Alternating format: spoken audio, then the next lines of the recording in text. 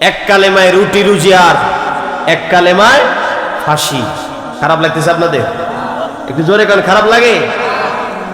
এক কালেমায় রুটি রুজি আর এক কালেমায় ফাঁসি, এক কালেমায় মুক্ত আজাদ আর এক দাসে দাসী, আর এক দাসে দাসী।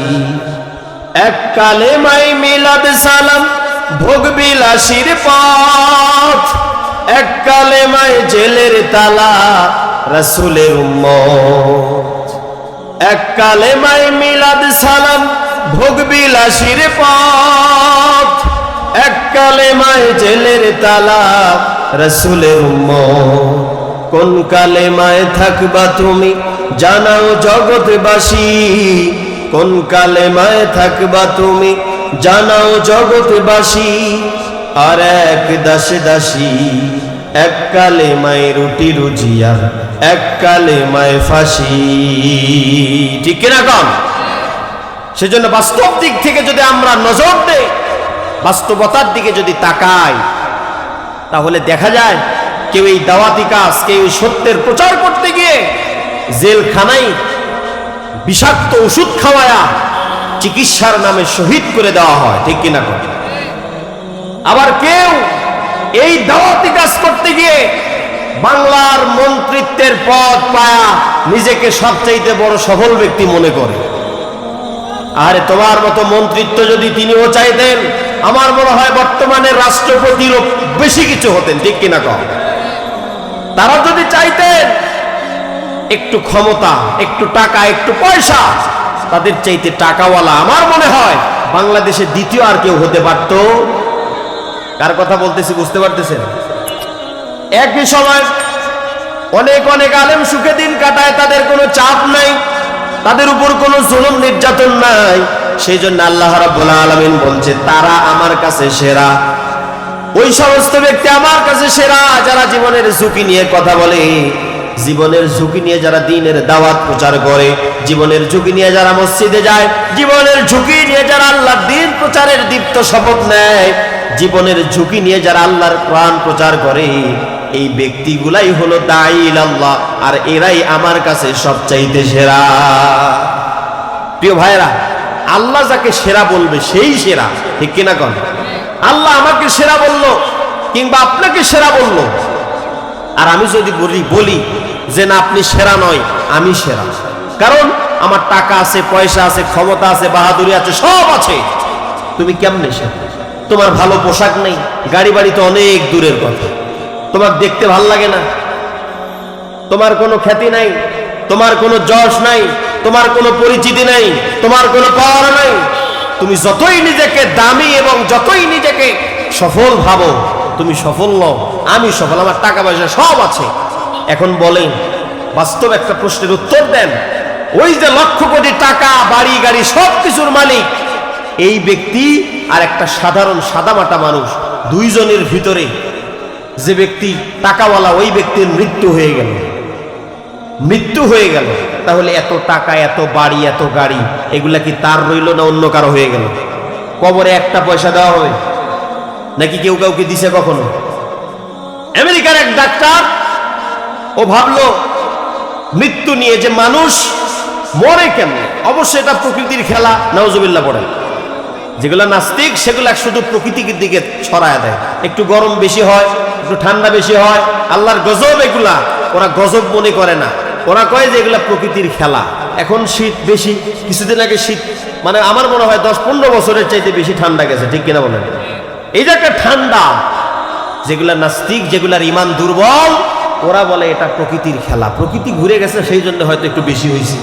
না, আল্লাহ রাব্বুল আলামিন মোমেন ব্যক্তিদের চোখে আঙুল দিয়ে জানায় দেওয়ার জন্যে এক এক সময় এক এক ভাবে স্মরণ করায়, মোমেনদের পরীক্ষা করার জন্যে, আর কাফের, বেঈমান, মুনাফিকদের শিক্ষা এবং গজব দিয়ে কষ্ট দেওয়ার জন্য বিভিন্ন সময় বিভিন্ন এরকম গজব আল্লাহ নাজিল করে। আমেরিকার ডাক্তার বলেন, এই মৃত্যু কি, মৃত্যু সম্পর্কে একটু জানবো। এই মৃত্যু আমার মনে হয় একটা প্রকৃতির খেলা।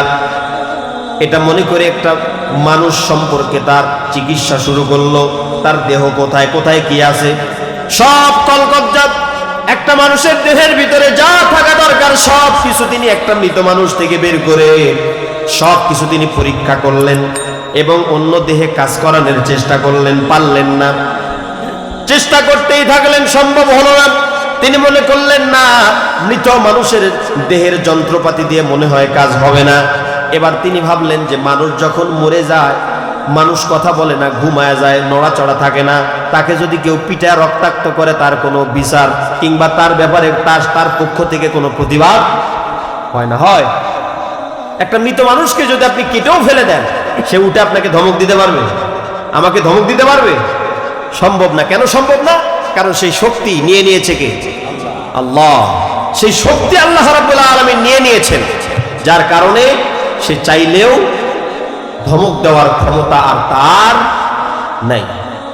সে চিন্তা করল মরার পরে মানুষের কোনো কথা বলার ক্ষমতা নাই, নড়াচড়া করার ক্ষমতা নাই, তাহলে মৃত্যুর পরে কি এমন হয়, মানুষ কেমনে মরে এটা আমি বুঝবো এবং আমি মৃত্যু ঠেকাবো। আমি মৃত্যু ঠেকানোর জন্য যা করা দরকার তাই করব। একটা রোগী যখন সিরিয়াস হয়ে যায় তখন আইসিইউতে কমায় নিয়ে যাওয়া হয়। কমায় নেওয়ার পর কিছুক্ষণ পরে মৃত্যুবরণ করে। এই কমায় যাওয়া কিছু রোগীকে তিনি জাস্টিফাই করলেন, তিনি তার কাছে নিলেন, কাছের একটা বক্স তৈরি করলেন। রুহু কেমনে বাড়ায়, আত্মা কেমনে বাড়ায় আমি ঠেকাবই, বাড়াইতে দিবে না। ওর চিন্তা যে রুহুকে আমি ধরে ফেলবো, ধরা যাবে? ওর চিন্তা যে রুহু কেমনে বাড়ায় মানুষের দেহ থেকে, এটা আমি দেখব। এই চিন্তা ভাবনা করে একটা কাছের বক্স তৈরি করে এই কমায় যাওয়া মানুষটাকে ওর ভিতরে রাখলেন। রেখেও মনে মনে ভাবলেন যে এখানে রাখলে তো আর সে তার রূপটা বাড়াইবে কোন দিন, সব ফাঁকা ফুকুর সব আটকায়া ওর ভিতরে ওকে রাখলেন। দেখা গেল কিছুক্ষণ নড়াচড়া করতে, ওর ভিতর রাখলে তারা তাড়াতাড়ি মরবে, ঠিক কিনা? কেন ও মনে করছে যে ওর ভিতর রাখলে আর দেহ ভিতর থেকে যে আত্মা রূহ এটা বাড়ানোর কোনো রাস্তা নেই, আর সে মরবেও না। যখন সেখানে আটকে পড়বে তখন আমি সেটাকে ধরবো, ধরে দেখবো যে আসলে কি। কিছুক্ষণ পর ওই কাচের বক্সের ভিতরে দেখা গেল যে ব্যক্তিকে রাখা হয়েছিল ওই ব্যক্তিটা নড়াচড়া একটু কাঁপাকাঁপি করতে করতে মরে গেল। ও মনে করছে তাহলে মরেছে, আমার মনে হয় রূহ বাড়াইতে পারে না, ওর ভিতরে আছে। একটু ফুটা করে হাত দিয়ে চতুর্দিকে নাড়াচাড়া পাওয়া যাবে রূহকে, পায় না। অসংখ্য সময়, অনেক সময় খোঁজাখুঁজির পরেও তার রূহ তিনি খুঁজে পায় না। এমন তো অবস্থায় চিন্তা করলো এই মৃত ব্যক্তিকে একটু মাপ দাও। ওজন করা হলো, মৃত্যুর আগে ছিল 80 কেজি, 2 কেজি কম হয়ে 78 কেজি। ওর চিন্তা হয়তো ভাই 2 কেজি ওজনের রূহটা এটাই 2 কেজি। 2 কেজি ওজন যে কমলো, রূহ বাড়ানোর কারণে 2 কেজি কমে গেছে। তার মানে রূহের ওজন কয় কেজি? জোরে কোন কয় কেজি? ওর ধারণা ভুল না সঠিক? জোরে বলেন। ধারণা ভুল। কেন ভুল? কারণ রূহের ওজন 2 কেজি। ও চিন্তা করলো রূহের ওজন 2 কেজি। আরেক রোগীকে এইভাবে একইভাবে চেষ্টা করলো। রোগী মারা যাওয়ার পরে রোগীকে মাপ দেওয়া হলো। রোগীর ওজন ছিল মনে করেন 80 কেজি, মরার পর মাপ দেওয়া হলো, দেখা গেল 82 কেজি, 2 কেজি বেড়ে গেল। এরকম হয়, ঠিক কিনা? এক এক সময় ওজন কমে আবার বাড়ে। ও মনে করলো যে মৃত্যুকে ঠেকাবো। লাস্ট পর্যায়ে গবেষণা করতে করতে দেখা গেল এবং নিজেও বুঝতে পারলো এই রূহের ব্যাপারে ক্ষমতা আল্লাহ ছাড়া পৃথিবীর কারণ না। আল্লাহ যদি চায় এক মুহূর্ত নয় 100 বছর হায়াত দিয়ে হলেও তাকে দুনিয়ায় জীবিত রাখতে পারে। আর আল্লাহ যদি চায় গ্লাস নয়, এরকম গ্লাসের বক্স নয়, যদি সিন্ধুকও তৈরি করা হয়, মৃত্যু থেকে এক মুহূর্তের জন্য কারোর বাবার ক্ষমতা নেই 1 মুহূর্ত হায়াত বাড়াইতে। যেমন ফেরাউনকে যখন সাগরে চুবানো হয়, ফেরাউন বলে আনা মিনাল মুসলিমিন, হে মুসা তোমার রবের উপর আমি ঈমান আনলাম, এবার তোমার রবকে বলো তিনি যেন আমাকে আরেকটু সুযোগ দেয়। সুযোগ কি দেওয়া হয়েছিল? আল্লাহ বলে রে ফেরাউন, সারা জীবন আমার নবীরে জ্বালায়া এখন মরতে বসেছো, আর এখন বলে আমি আল্লাহর কাছে ক্ষমা চাই, ঈমান আনলাম না। সেই জন্য যখন মৃত্যু চলে আসবে তখন কেউ কাউকে মৃত্যুর হাত থেকে বাঁচাতে পারবে না। কারণ মৃত্যু কার হাতে? জোরে বলেন, জোরে সোরে বলেন, মৃত্যু কার হাতে? আর জোরে বলেন, কার হাতে?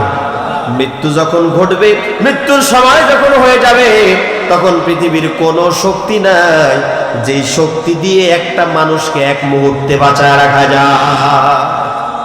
অসম্ভব। কেন অসম্ভব? কারণ এই মৃত্যুর সব দায় দায়িত্ব কার? তিনি যখন চাবে তখনই ঘটবে, এক মুহূর্ত এদিক ওদিক করা সম্ভব। বোঝাতে চাচ্ছি, মৃত্যু হবে, হয়তোবা জ্বরে, নয়তোবা প্যারালাইজড হয়ে, নয়তোবা ক্যান্সার হয়ে, নয়তোবা অ্যাক্সিডেন্ট হয়ে, নয়তোবা বিভিন্ন কারণে আপনার মৃত্যু হবে, ঠিক কিনা? তবে হ্যাঁ, এই সবগুলা মৃত্যুর মধ্যে সেরা মৃত্যু হলো শহীদ মৃত্যু, ঠিক কিনা? আমরা আল্লাহর কাছে দোয়া করি। হযরত ওমর এই দোয়াটা শিখিয়েছেন, আল্লাহুম্মা রযুকনি শাহাদাতান ফি সাবিলিক ওয়াজআল মাউতি ফি বালাদি রাসূলিক। সুবহানাল্লাহ। এই আশা, এই আকাঙ্ক্ষা সকলের মনে থাকা দরকার। আল্লাহ যেন আমাদের সকলকে শাহাদাতের উচ্চ মাকাম দান করেন। পড়ে আমিন।